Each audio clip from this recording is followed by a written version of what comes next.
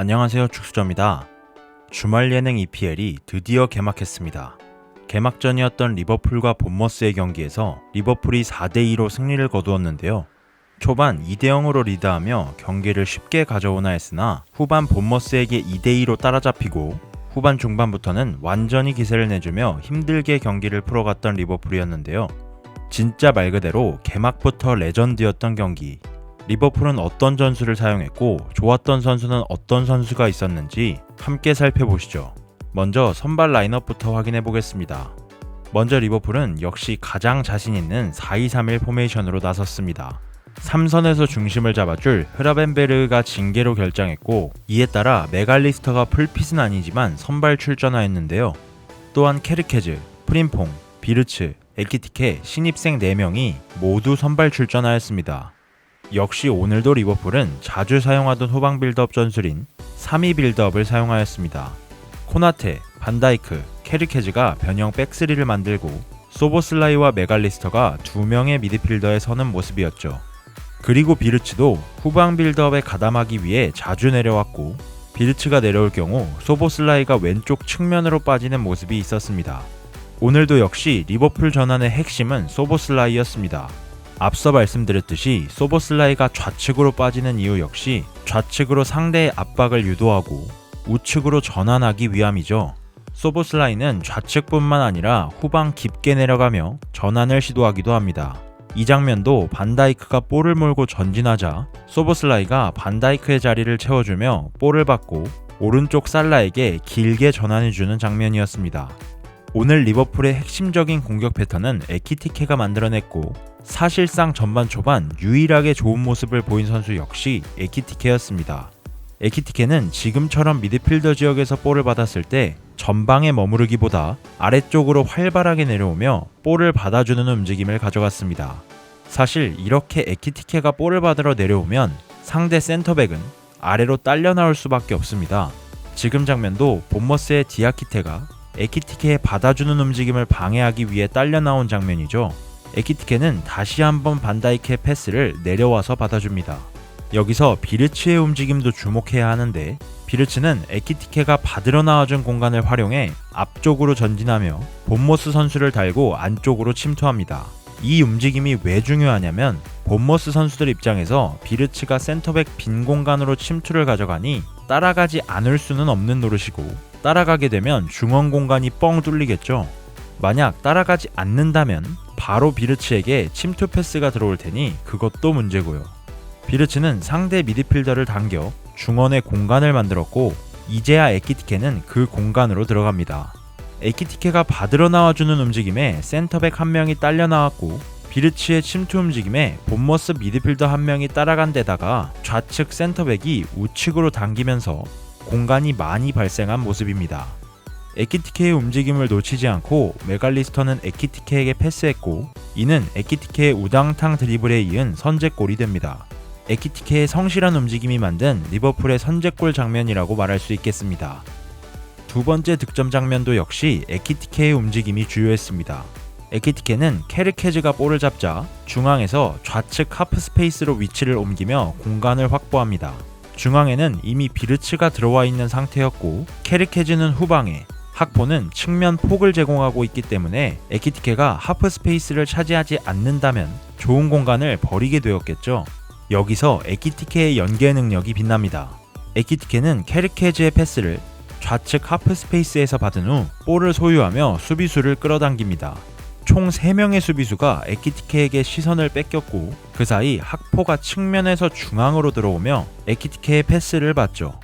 학포의 재치 있는 마무리로 득점을 해내는 장면이었습니다. 에키티케가 공간을 확보하고 볼을 소유하며 버티고 내주는 것까지. 학포의 추가골 장면에서도 상당한 지분을 차지한 에키티케였습니다. 이후 리버풀은 60분쯤 오늘 다소 아쉬운 모습을 보인 케르케즈와 프림퐁을 동시에 교체해주면서 케르케즈 자리에는 로버트슨을, 프림퐁 자리에는 엔도를 투입합니다. 본머스는 60분 이후 리버풀의 오른쪽 측면이자 본머스의 좌측을 지속적으로 공략하기 시작합니다. 정말 공교롭게도 본머스의 첫 번째 득점 장면에서 역습에 빌미를 내준 턴오버는 소보슬라이의 힐패스 실패였습니다. 제가 공교롭다고 말하는 이유는 두 번째 득점 장면에서도 소보슬라이가 살라의 패스를 받지 못했거든요. 사실 본머스의 첫 번째 득점 장면에서 소보슬라이의 힐패스 실패는 패스가 조금 짧았기도 했고 처리하기 어려운 공간으로 패스가 오는 바람에 소보슬라이는 어려운 패스 시도를 할 수밖에 없는 상황이었고, 두 번째 득점 장면은 살라의 패스가 조금 길었죠. 프리시즌부터 비판받고 있는 소보슬라이 쪽에서 두 번 모두 역습 상황이 생기는 바람에 참 말하기가 애매하긴 한데, 과연 이것을 소보슬라이만의 잘못이라고 할 수 있느냐에 대해서는 전 아니라고 생각했습니다. 그래도 힐패스는 아쉽긴 했어요. 어쨌든 본머스는 리버풀의 오른쪽 측면을 대놓고 공략하기 시작합니다. 일단 그냥 볼을 던져놔요. 이 장면은 세메뇨의 추격골 장면인데 브룩스에게 제대로 연결되었고, 브룩스의 논스톱 땅볼 크로스가 너무 좋았던 장면이었죠. 근데 이 장면 말고도 본머스는 중앙에서 볼을 뺏어냈을 때 잡으면 좋고 아님 말고라는 느낌을 받을 정도로 리버풀의 오른쪽 측면에 던져놓는 패스가 많았습니다. 이 장면에서도 중원에서 바로 던져놓는 패스가 나오고 엔도의 트래핑 미스까지 겹치며 위협적인 장면이 연출되었고, 이 장면에서는 엔도가 브룩스의 침투각을 전혀 막지 못하면서 또 위협적인 침투 패스가 들어옵니다. 그리고 문제의 장면인데, 아까 말했던 소보슬라이를 향한 살라의 살짝 긴 패스, 소보슬라이는 이 공을 놓쳤고 세메뉴의 원맨쇼 드리블이 이어지며 동점골을 허용합니다. 역습 숫자 자체가 리버풀 2명, 본머스 4명이었는데 세메뉴의 대단한 드리블과 마무리가 있었다고 해도 리버풀이 강한 전방 압박을 넣었을 때 상대에게 볼을 빼앗긴다면 어떤 결과를 초래할지 제대로 알려준 장면이기도 했습니다. 물론 그 이후 키에사의 극장골이 나왔고 살라의 추가골까지 터지면서 리버풀은 안필드 극장을 만듭니다. 이런 어려운 경기에서 승점을 가져오는 것도 사실 강팀의 능력이죠. 오늘 리버풀은 본머스의 강한 압박과 역습에 굉장히 고전했고, 실제로 20분 정도 흐름을 완전히 내주며 동점까지 허용했지만 결국 승리하였습니다. 오늘은 선수 개개인 평가를 하기 전에 논란의 장면에 대해 설명을 좀 해보려고 합니다. 전반 13분경 논란의 장면이 있었죠. 본머스의 수비수 세네시가 완전히 프리한 1대1 찬스로 빠지는 공을 손으로 쳐버리며 에키티케의 소유를 방해한 것인데요. 이 장면에 대해서 설명을 해보겠습니다.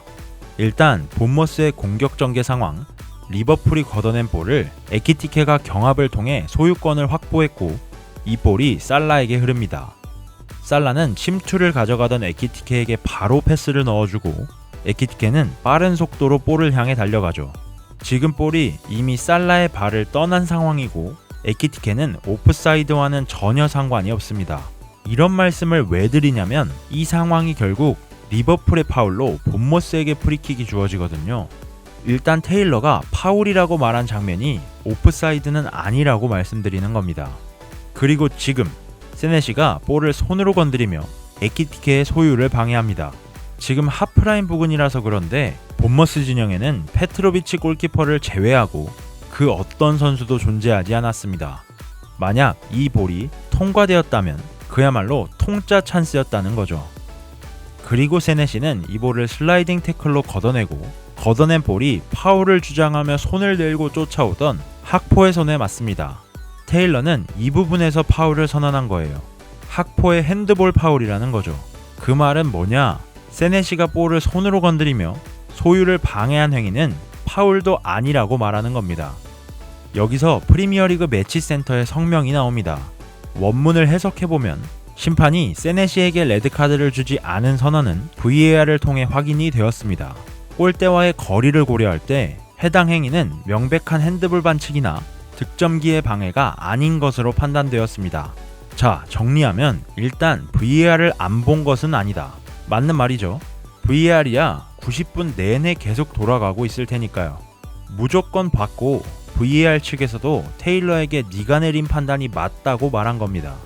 자, 그러면 둘째, 가장 중요한 부분이 바로 골대와의 거리를 고려할 때 라는 문장인데, 이 문장인 즉슨 골대와의 거리가 너무 멀기 때문에 퇴장을 주기에는 무리가 있다 라고 말하는 겁니다. 저는 이 문장이 좀 이해가 되지 않았어요. 다시 파울 장면으로 돌아와서 이 장면을 살펴보면 에키티케와 세네시가 경합을 펼치고 있는 장면이 아니라 볼이 세네시를 통과하면서 세네시의 뒤쪽으로 흐르는 볼을 에키티케가 가져가려고 하는 장면입니다. 공의 진행 방향이 이렇게 된다고 생각하시면 돼요. 그러면 세네시는 이미 통과한 볼을 손으로 명백하게 건드렸고 에키티케와 가장 가까운 본머스 선수는 잔디가 한 칸이나 차이 납니다. 명백한 1대1 찬스가 맞죠. 그냥 볼을 받았을 때 내 앞에 상대 골키퍼 한 명밖에 없는 통짜 찬스였던 게 맞아요. 그냥 제 소신대로 이야기하면 이건 세네시의 손동작을 봤을 때 고의성이 다분하고 골문과의 거리가 멀다고 하더라도 명백한 득점기의 방해로 간주해서 파울은 물론 퇴장이 나왔어야 하는 장면이라고 생각합니다. 100번 양보해서 퇴장은 아니더라도 파울은 주고 경고도 줘야죠. 이게 리버풀의 핸드볼 파울인 게 진짜 너무 어처구니가 없었습니다. 제가 진짜 화가 많이 났던 게 이 병신 같은 테일러는 이 파울 말고도 납득이 되지 않는 장면이 상당히 많았다는 겁니다. 관대할 수 있죠.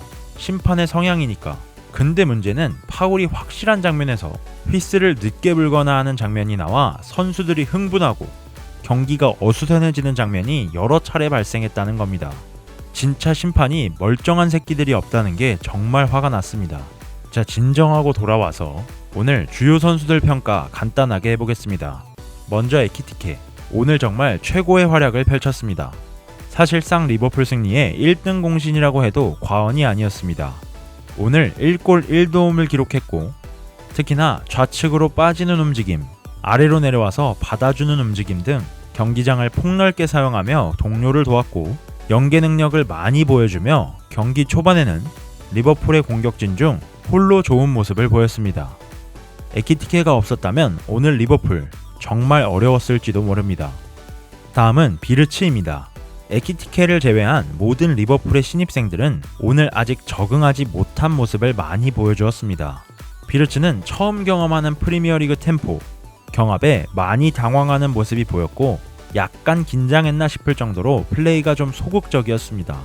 비르츠가 평소 같으면 빠르게 볼을 방출하여 템포를 살렸을 장면에서도 볼을 끌며 뺏기는 장면이 나올 정도로 아직 템포에 적응하지 못한 모습이었습니다. 그래도 후반에는 움직임이 조금씩 살아나기 시작하면서 좋은 모습을 보여준 장면도 있었기에 차차 프리미어리그에 적응한다면 전혀 문제 없을 것으로 보였습니다. 다음은 신입생 풀백 듀오 프림퐁과 케르케즈입니다. 두 선수 모두 오늘 좋은 모습은 아니었습니다. 프림퐁 역시 프리미어리그의 경합과 템포에 완전히 녹아들지 못했고 자신의 장점을 보여주지 못했습니다. 또한 케르케즈는 친정팀 본머스를 만나 계속해서 어려워했고 좋지 않은 태클까지 보여주며 경고를 받기도 했죠. 두 선수 역시 적응이 필요할 것으로 보였고 오늘 두 선수는 모두 이른 시간 교체되었습니다. 제 생각에 오늘 리버풀에서 좋았던 선수는 반다이크, 메갈리스터, 에키티케 정도? 거기에 학포가 지난 경기들보다 나은 모습을 보였다는 평가를 내릴 수 있을 것 같습니다. 공격진들은 아직 호흡이 맞지 않았고 수비진은 라인 컨트롤에 실패하는 모습을 자주 보여주며 본머스의 침투에 굉장히 고전했습니다. 하지만 오늘 경기 리버풀은 흐라벤베르도 빠져 있었고 선발 라인업에 신입생이 4명이나 들어왔을 정도로 변화가 많았죠. 커뮤니티 실드부터 이어진 불안한 모습은 오늘도 이어졌지만 결과를 챙기면서 기분 좋게 시즌을 출발했습니다. 오랜만에 프리미어리그 경기를 보니까 정말 재밌더라고요. 이번 주말 재밌는 경기들이 많죠.